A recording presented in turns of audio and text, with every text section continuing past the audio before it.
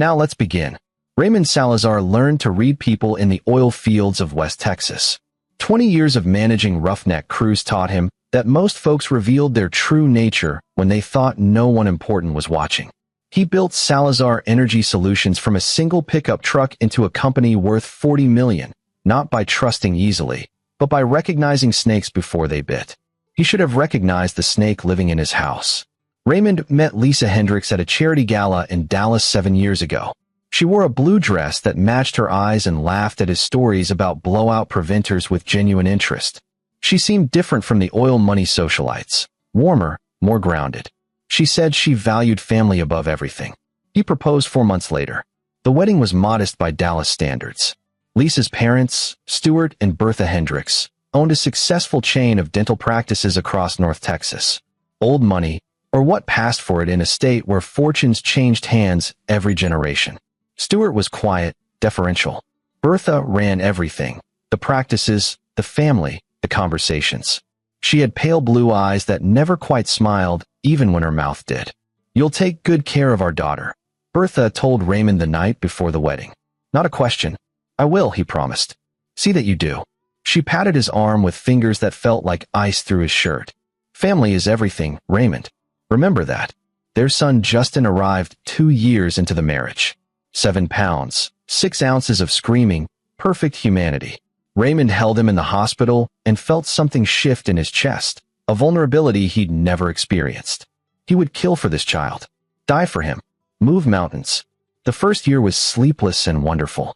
Lisa proved to be a devoted mother, though she deferred to Bertha's advice on everything from feeding schedules to nursery colors. Raymond worked long hours building the company, trusting his wife to make decisions about their son. That was his first mistake. By Justin's second birthday, patterns emerged. Bertha visited 3 times a week, staying for hours. She criticized Lisa's parenting in small, cutting ways. "You're spoiling him. That's not how we raised you. Children need discipline, dear." Lisa would adjust course, implementing her mother's suggestions with increasing frequency. Raymond noticed, but said nothing. Bertha was overbearing, sure, but lots of grandmothers were. And Lisa seemed happier with her mother's approval. "Keep the peace," he told himself. "Focus on work." Stuart rarely spoke during family dinners. He sat at the head of the table, carving the roast with mechanical precision, while Bertha directed conversation like a conductor. When Justin spilled his milk at age 4, Stuart's hand twitched toward his belt before Bertha touched his wrist. "Not here, dear," she murmured. "We discussed this." Raymond caught the exchange, but Lisa changed the subject, and the moment passed. Another red flag he filed away and ignored. By age 6, Justin had become a quiet child. He flinched when adults raised their voices. He asked permission for everything. "Can I have water? Can I go to the bathroom? Can I play with my trucks?" The constant deference bothered Raymond, but Lisa said Bertha assured her this was good manners. Respect for authority. "He's just polite," Lisa said when Raymond suggested Justin seemed afraid. "Mother says children today are too wild, too undisciplined. She's helping me raise him properly." "He's not afraid," Lisa insisted, her voice rising. "He's respectful. There's a difference." The business trip to Houston came up suddenly. A potential merger with a smaller company required Raymond's personal attention.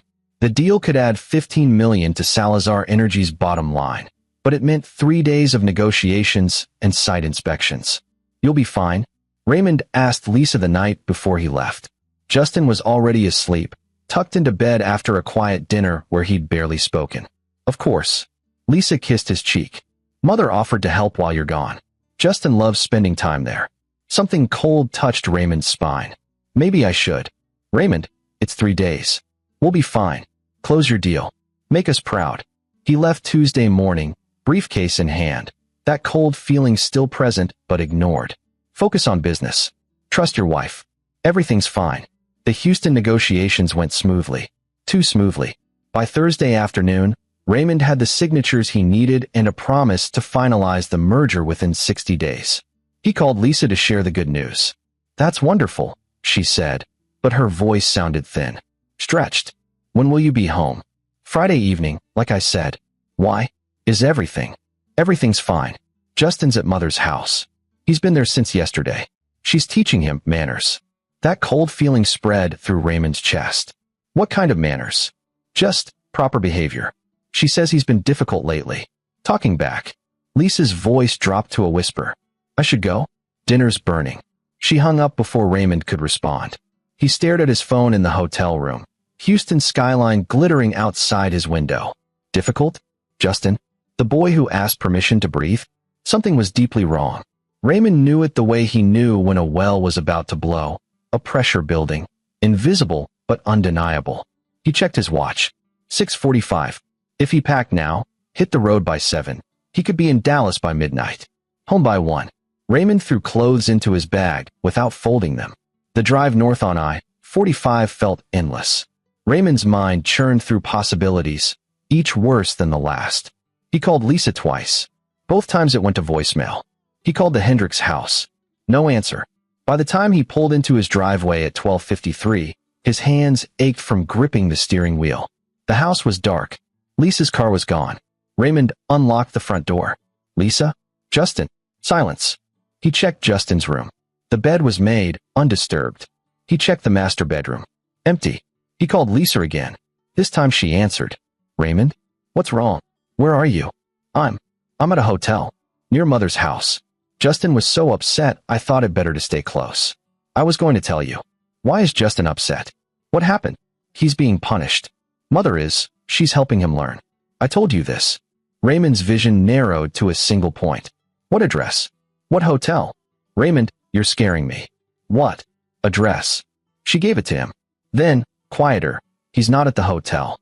He's still at Mother's. She said it would ruin the lesson if I interfered, that I needed to trust her process. Raymond was already back in his truck. You left our son there? Overnight. She raised me. She knows what she's doing. Justin needs to learn that actions have consequences, and he hung up. The Hendricks house was in Highland Park, 15 minutes from his home. He made it in 8, running 2 red lights and taking a corner fast enough to make his tires scream. The house sat behind a tall iron gate. Raymond punched in the code Lisa had given him years ago. The gate swung open. He parked in the circular driveway and tried the front door. Locked. His hands shook as he retrieved the emergency key from under the 3rd flower pot. Lisa's childhood hiding spot. She'd told him once, laughing. He wasn't laughing now. The house was dark except for a single light in the kitchen. Raymond moved through the familiar layout, past the formal dining room, past the study where Stuart kept his golf trophies. The back door leading to the yard stood slightly ajar. He stepped outside. The backyard was expansive, landscaped with precision. Security lights illuminated the pool, the gazebo, the garden. And beyond that, in the corner near the fence, a large doghouse. Raymond's breath stopped. A chain extended from the doghouse. And at the end of that chain, Justin, his 7-year-old son, curled on the ground, shirtless despite the cool October night. A metal collar around his neck connected to the chain. A dog bowl sat inches from his face. Raymond's vision went red. He crossed the yard in long strides. Justin looked up, and Raymond saw the expression that would haunt him forever. Hope mixed with terror, love mixed with shame. Daddy, Justin's voice cracked. Grandma said you wouldn't come. She said boys who don't listen live like animals. Raymond knelt, his fingers finding the collar's clasp. It was padlocked. Who has the key? Grandma. She comes every few hours. To check if I've learned. Learned what? To obey. Justin started crying, silent tears streaming down his dirty face. I just wanted water. At dinner. I asked 3 times, and she said I was being greedy. That I needed to learn my place. She said you'd be disappointed in me for being weak. Raymond's hands moved to the chain itself. Heavy duty, the kind used for aggressive dogs. He pulled. The chain held firm, bolted to the doghouse foundation. Hold still, buddy. He stood, walked to the garden shed, and found bolt cutters. Bertha kept everything organized, tools arranged by size, each hanging on labeled hooks. The bolt cutters were new, their handles still wrapped in plastic. Raymond cut through the chain in 3 sharp movements. Then he lifted his son, feeling how light he was, how he trembled. I've got you, Raymond whispered. I've got you. You're safe now. Justin buried his face in Raymond's shoulder. I'm sorry, Daddy. I'm sorry I was bad. You weren't bad. You were never bad. Raymond carried his son toward the house. The back door opened fully, and Bertha Hendricks stepped out, backlit by the kitchen light.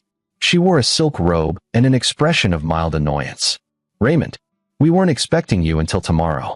He stopped 5 feet from her. Justin's weight felt precious in his arms, a reminder of what mattered. Bertha's eyes moved to the cut chain. "You've ruined my lesson. Do you have any idea how long it takes to train proper behavior? You've just undone hours of." Raymond spoke 5 words. His voice was quiet, level, stripped of emotion. "I'm going to destroy you." Bertha's face went white. For the first time since he'd known her, her confidence cracked. She saw something in his eyes that made her step backward. "Now, Raymond, let's discuss this rationally. I was simply providing discipline that Lisa was too weak to." He walked past her into the house. She followed, her voice rising. "You can't just take him." Lisa agreed to this. She understood that children need firm boundaries. "My methods may seem harsh, but they produce results. Look at Lisa, successful, respectful, obedient." Raymond stopped in the kitchen. Justin's collar still hung around his neck. Raymond set him down gently and worked the padlock with a steak knife from the block, jimmying it until the mechanism gave. The collar clattered to the tile floor. "Get in the truck, Justin." "Raymond, we need to talk about this." Bertha's voice turned shrill. "You're overreacting. This is how children were raised for generations. Your modern permissive parenting is exactly what's wrong with." He turned to face her fully. Bertha stopped mid-sentence. 6 hours, Raymond said quietly. "You have 6 hours before everything you've built comes crashing down. I'm giving you this courtesy because I'm not a monster. But know this, what you did to my son will seem gentle compared to what's coming for you." "You're threatening me? In my own home?" Bertha's shock turned to rage. "I'll call the police. I'll have you arrested for trespassing. For theft. That's my grandson, and you can't." "Call them." Raymond headed for the front door, Justin's hand in his. "I'll wait right here. And when they arrive, I'll show them the chain, the collar, the bowl, and I'll explain how you've been doing this for how long." "Justin." 3 days, his son whispered. Bertha's mouth opened and closed. Stuart appeared at the top of the stairs, bleary-eyed in pajamas. "What's all this noise?" he asked. Raymond looked at him, this hollow man who'd stood by while his wife tortured a child. 6 hours, Stuart. For both of you. Use them wisely." He left with his son, buckling Justin into the passenger seat of his truck. As they pulled away, Raymond saw Bertha in the doorway, her robe pulled tight, her face no longer white, but mottled red with fury. She wouldn't call the police. He knew her type. Image mattered more than anything. The scandal of having her methods exposed would destroy her precious reputation. But that was fine. Raymond had other plans. At home, he ran a bath for Justin, gentle and warm. He washed the dirt from his son's skin, applied antibiotic cream to the raw spots where the collar had rubbed. He made hot chocolate and sat with Justin in the living room, wrapped in blankets. "Daddy." Justin's voice was small. "Is Mommy mad at me?" Raymond's jaw clenched. "No, buddy. Mommy made a mistake. A big one. But none of this is your fault. Do you understand? None of it. Grandma said I was difficult. She said you'd agree with her. She said good fathers punish bad sons. Your grandmother is wrong about a lot of things. And she's going to learn that very soon." Justin fell asleep on the couch near dawn. Raymond carried him to bed, tucked him in, and kissed his forehead. Then he went to his study and began making phone calls. The first was to Marcus Beasley, his attorney. "Raymond, it's 5 in the morning. I need you at my house in 2 hours. Bring your family law partner and a criminal attorney." The second call was to Eugene Schaefer, a private investigator Salazar Energy kept on retainer for background checks and corporate espionage. "Eugene, I need everything on Stuart and Bertha Hendricks. Everything. Financial records, medical history, legal complaints, business dealings. I want to know every skeleton in their closet. And I need it by noon." The third call was to Guy Doherty, an old friend from Raymond's early days in the oil fields. Guy had left the business and become a social worker specializing in child welfare cases. "Guy, I need a favor. A big one. And I need you to document everything." By 6 a.m., the sun was rising over Dallas. Raymond sat at his desk, making lists, building a plan. 6 hours he'd given them. It was more than they deserved. His phone rang. "Lisa." He answered without speaking. "Raymond, Mother called. She's very upset. She says you threatened her, that you broke into her home and stole Justin. She wants me to file a police report. She says, 'Where are you right now?' I'm still at the hotel. I was waiting for Mother to call and say the lesson was complete. Raymond, what's going on? She's talking about lawyers and restraining orders, and come home. Now. We need to talk. I don't like your tone. You're being very aggressive, and I think. Lisa.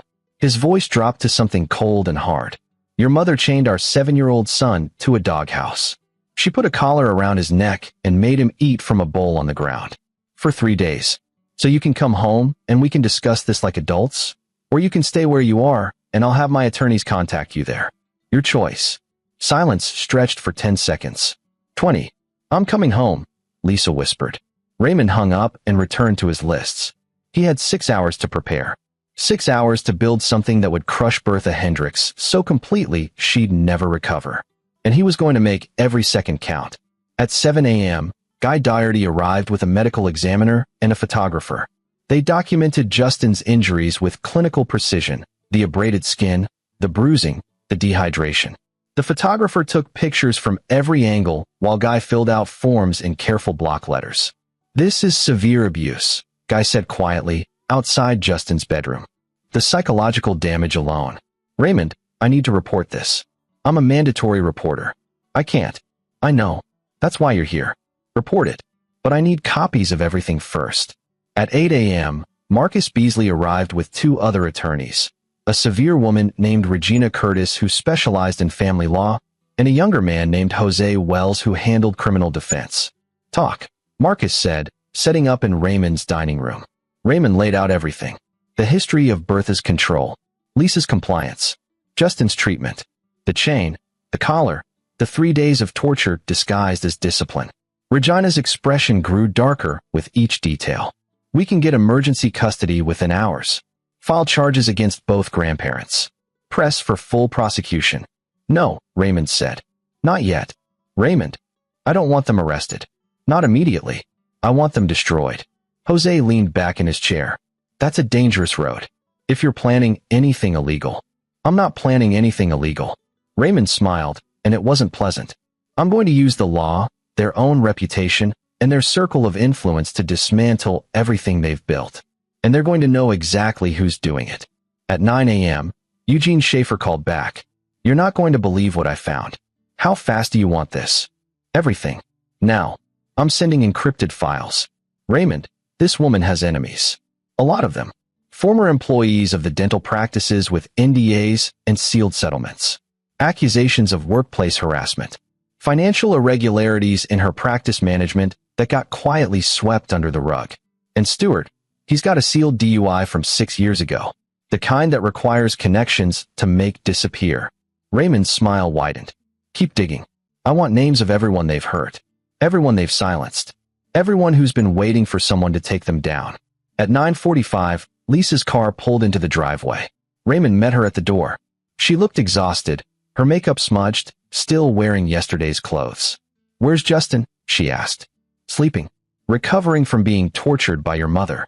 Lisa flinched. That's not fair. Mother was just trying to help. She said he'd been misbehaving, and I agreed that. You agreed to have our son chained up like an animal? She didn't tell me the specifics. She said she had a program, a system that worked. I trusted her judgment. You trusted her more than your own instincts. More than your son's well-being. Lisa's eyes filled with tears.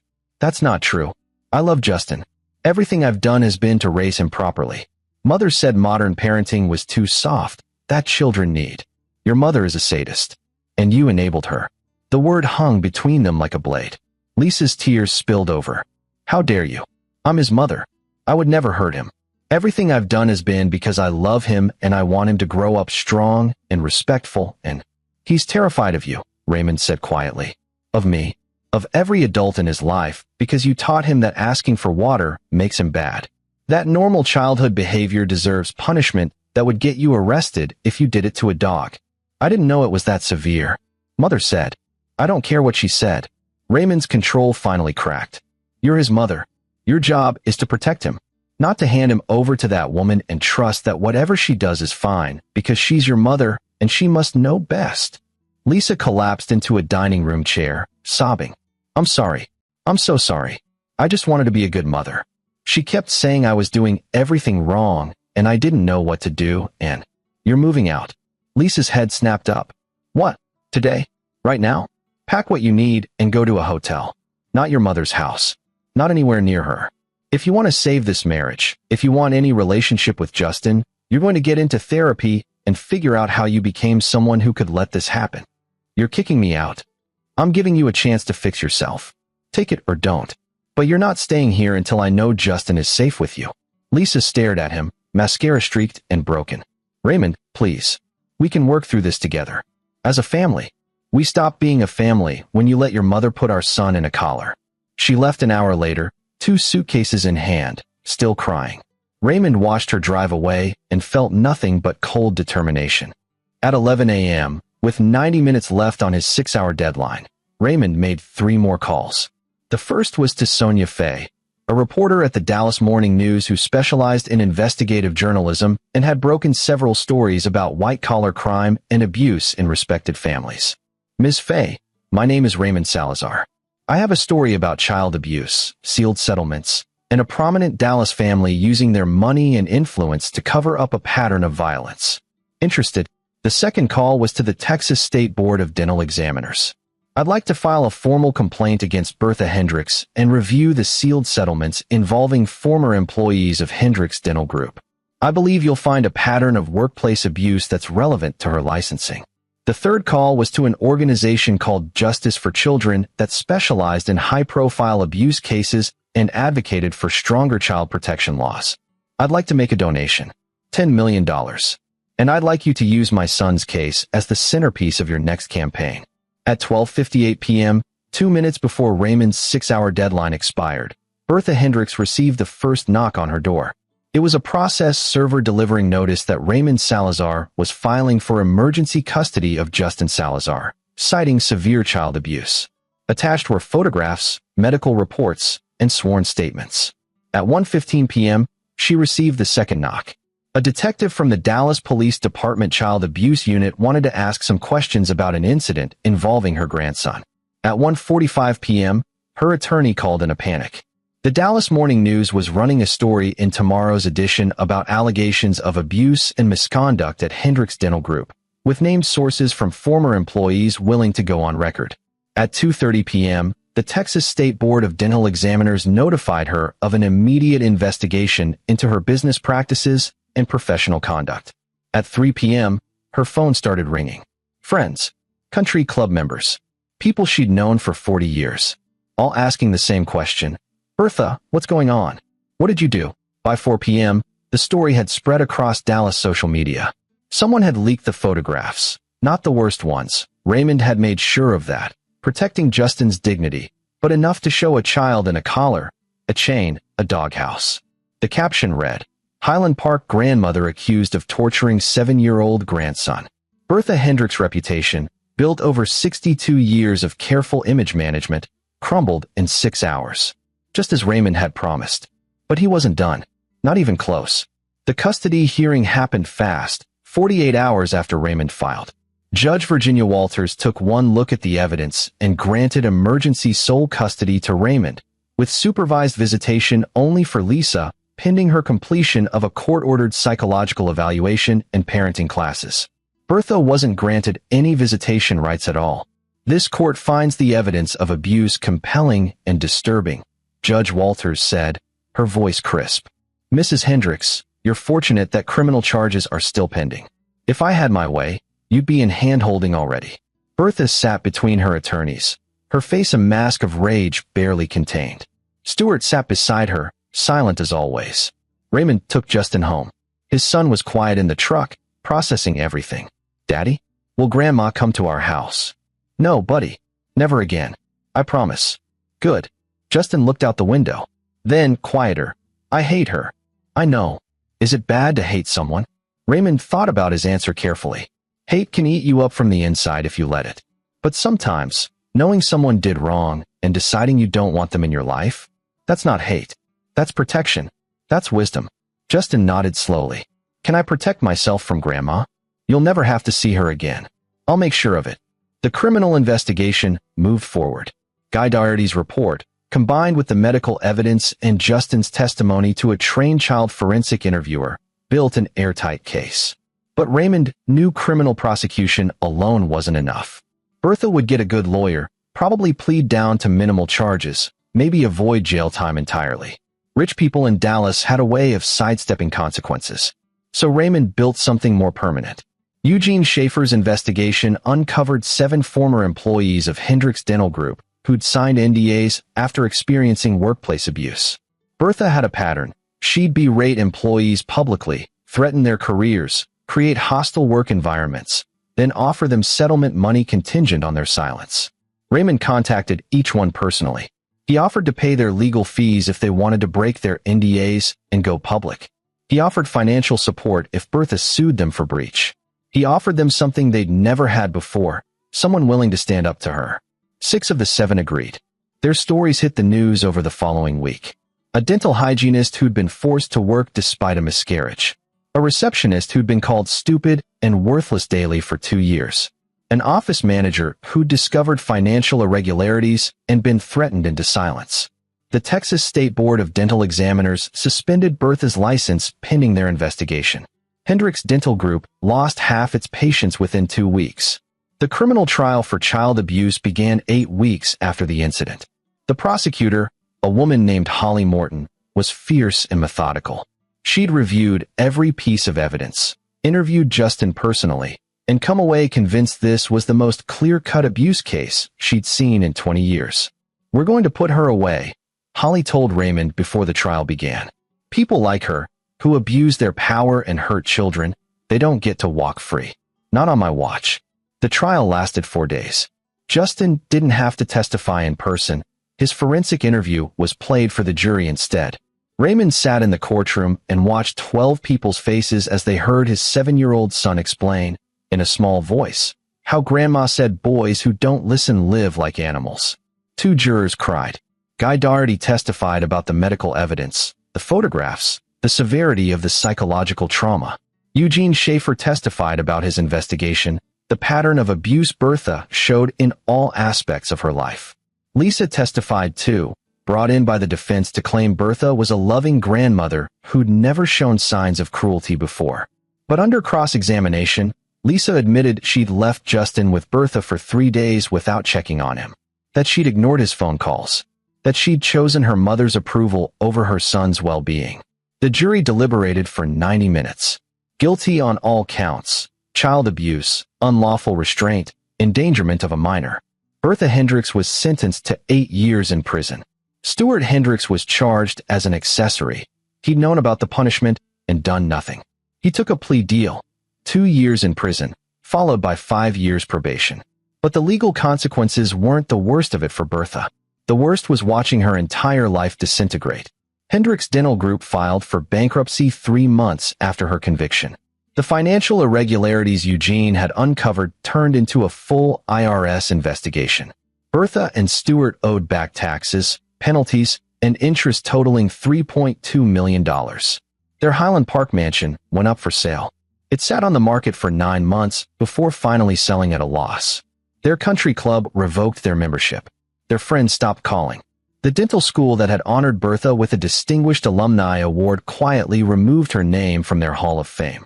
She became a cautionary tale, a woman who'd built an empire of respectability on a foundation of cruelty, and watched it all collapse the moment someone had the courage to stand up to her. Raymond made sure everyone knew who that someone was. He gave interviews to local media, carefully controlled, and focused on child abuse awareness. He donated millions to child advocacy organizations. He became a voice for parents who'd lost custody battles to abusive grandparents, who'd been gaslit into thinking they were overreacting. And every article, every interview, every news segment mentioned Bertha Hendricks by name and showed that photograph of Justin in the collar. She would never escape it, never rebuild, never pretend it didn't happen. Raymond made sure of that. Lisa struggled through months of therapy and parenting classes. She'd moved into an apartment near Raymond's house, seeing Justin for supervised visits twice a week. The sessions were painful. Justin was wary of her, asking permission for everything, flinching when she reached for him. "I'm sorry," she told him during their 3rd visit, tears streaming down her face. "I'm so sorry, baby. I should have protected you. I should have listened to you. I was wrong." Justin watched her cry with a 7-year-old's solemnity. You listened to Grandma instead of me. I did. And that was the worst mistake of my life. Why? Lisa looked at the court-appointed supervisor, then back to Justin. Because Grandma. Grandma taught me that children should be quiet. Obedient. That questioning adults was disrespectful. She raised me to think love meant control. And I didn't realize how wrong that was until I saw what it did to you. Do you still think that? No. Lisa knelt to Justin's eye level. Love means protecting, listening, believing you when you say something's wrong. And I'm learning how to do that. I'm trying to be better. Will you ever be like Grandma again? Never. I promise you, baby. Never again. It took 6 months before Justin asked if he could visit his mother alone. Another 3 before he started calling her Mom, again instead of Lisa. Another year before the flinching stopped. Raymond watched it all with mixed feelings. Part of him wanted to forgive Lisa, to rebuild their family. Part of him would never forgive her for those 3 days when Justin suffered while she stayed in a hotel and trusted her mother's process. They went to couples therapy. Lisa showed genuine remorse, genuine change. She'd cut off all contact with Bertha, refused to take her calls from prison, sold the diamond necklace her mother had given her, and donated the money to Justice for Children. But some things, once broken, never fit together quite the same way. After 18 months of separation, they signed divorce papers. Amicable, mature, with an agreement that Lisa could see Justin every weekend and Wednesday nights. No supervision required. I'll never stop being sorry, Lisa told Raymond as they signed the final documents. I know, he said, but sorry doesn't erase what happened. It just means we do better going forward. She nodded, wiping tears. Are you going to remarry? Maybe someday. Right now, I'm focused on Justin. He's lucky to have you. He should have had both of us from the start. Lisa flinched, but nodded. You're right. He should have. They parted civilly, 2 people who'd loved each other once and learned too late that love required more than chemistry and attraction. It required courage, boundaries, the willingness to protect what mattered even when it meant standing up to family. Lisa learned that lesson at the worst possible time, but at least she learned it. Bertha Hendricks served 6 years of her 8-year sentence before being released on parole. She was 71 years old, alone, and broke. Stewart had died in prison 2 years into his sentence. A heart attack, quick and quiet. He'd left nothing behind but debts. Bertha tried to contact Lisa when she got out. Lisa blocked her number. She tried to contact Raymond. He had his attorney send a cease and desist letter. She tried to contact Justin directly, sending letters to Raymond's address. Raymond burned them without reading them. Finally, 6 months after her release, Bertha showed up at Justin's middle school. She waited by the parent pickup area, hoping to catch a glimpse of her grandson. Raymond got the call from the school security guard, who recognized her from the news coverage. Mr. Salazar, we have a situation. He was there in 12 minutes. Bertha stood by the fence, thinner than he remembered, her hair gone white. She looked old, defeated, but when she saw Raymond, her eyes held that same cold determination he remembered. I just want to see him, she said. 5 minutes. Is that so much to ask? Yes, Raymond said simply. I'm his grandmother. I have rights. You gave up those rights when you chained him to a doghouse. Bertha's face twisted with rage. There it was, the monster beneath the mask. I was teaching him discipline. If you'd let me finish, he would have been better for it. Stronger. But no, you had to be the hero. You had to destroy everything I built. Do you have any idea what you took from me? Raymond stepped closer. Bertha stepped back. I took nothing from you, Raymond said quietly. You destroyed yourself. Every choice that led to you standing here, broke and alone, was yours. You tortured a child. You paid the price. And if you ever come near my son again, I'll make sure you go back to prison for violating the restraining order. Do you understand me? Bertha's mask cracked completely. Tears, probably the first genuine emotion Raymond had ever seen from her, spilled down her weathered face. He's my grandson. He's my son. And you'll never touch him again. Security escorted her off school property.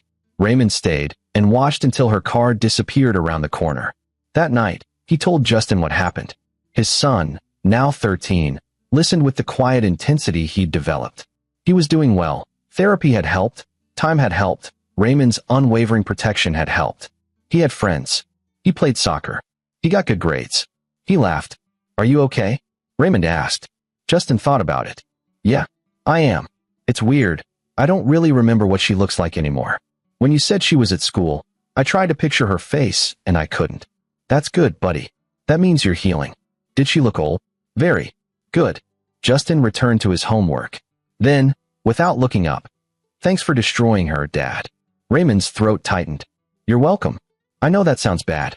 Mom's therapist says revenge is unhealthy, and I should focus on healing and forgiveness, and whatever. But I'm glad you made her pay. Want to know a secret? Raymond sat on the edge of Justin's bed. It wasn't revenge.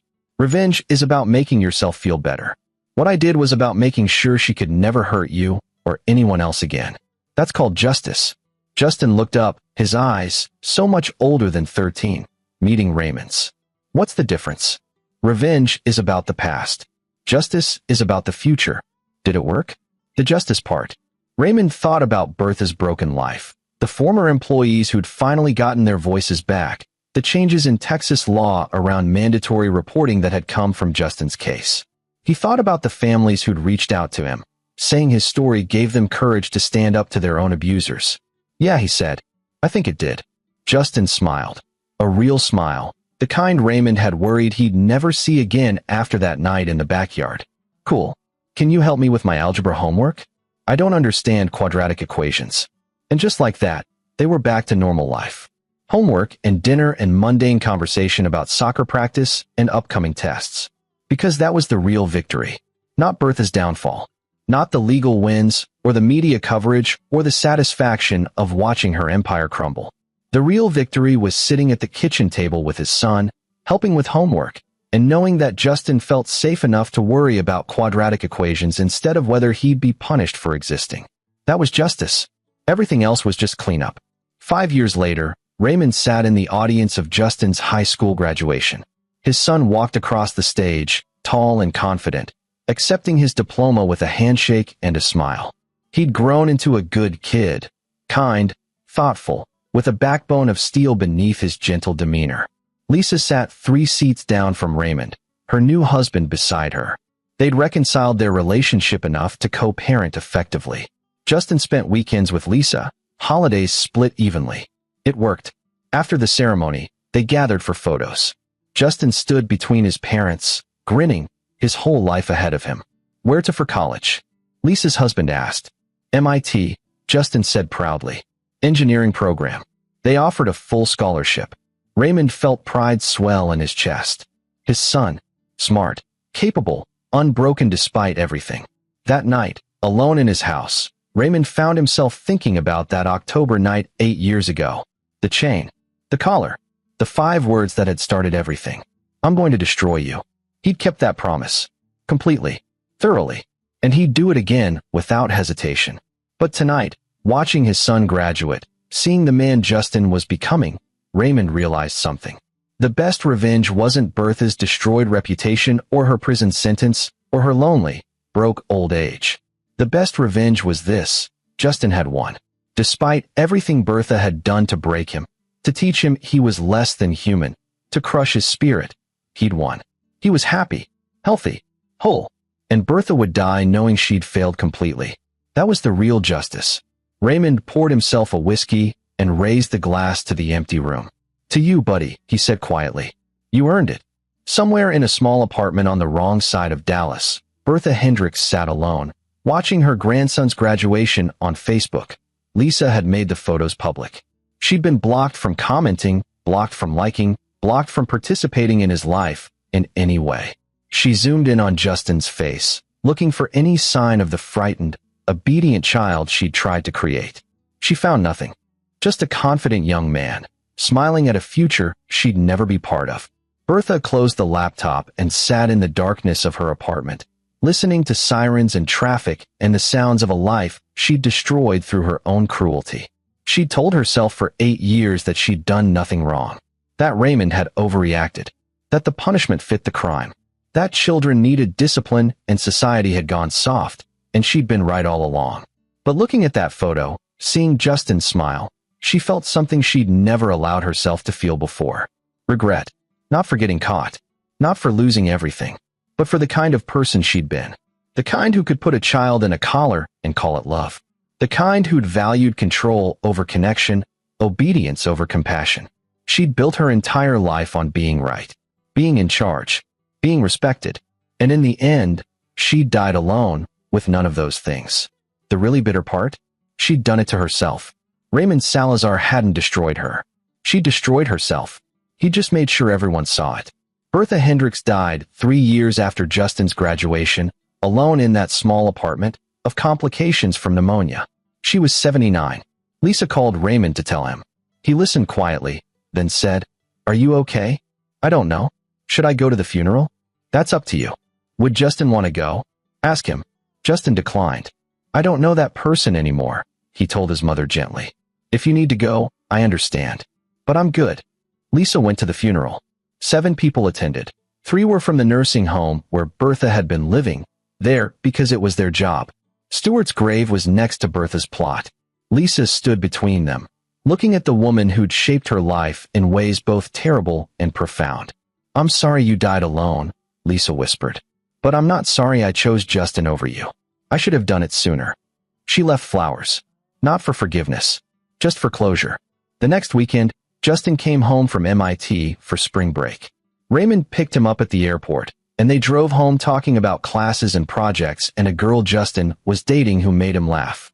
"Mom told me about Grandma," Justin said as they pulled into the driveway. "How do you feel?" Justin thought about it. "Relieved, I think." "Is that bad?" "No. It's honest. I'm glad she's gone. I'm glad I don't have to worry about her showing up somewhere, trying to, I don't know, apologize or justify it or whatever. It's just over now." "Yeah, it is." They went inside. Raymond made dinner while Justin unpacked. Normal. Easy. The kind of evening Raymond had fought so hard to make possible. Later, after dinner, Justin stood in the doorway of his childhood bedroom. Raymond had kept it the same.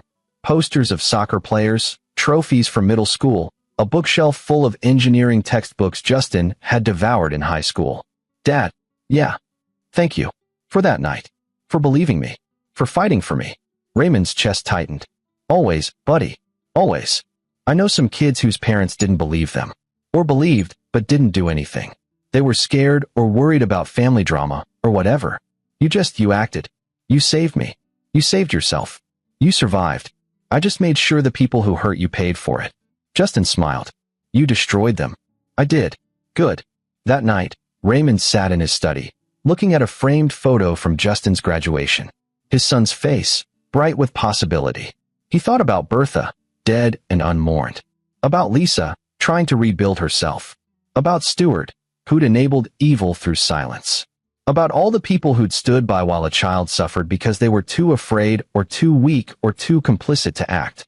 And he thought about the words he'd spoken 8 years ago in a Highland Park kitchen, standing over his traumatized son with a cut chain in his hand. "I'm going to destroy you." He'd meant every word. And he'd delivered every promise. That was what fathers did. They protected their children. They stood between their kids and the monsters, no matter what form those monsters took. They fought. They destroyed. They burned down empires if that's what it took. Raymond Salazar had learned that lesson the hard way. But he'd learned it.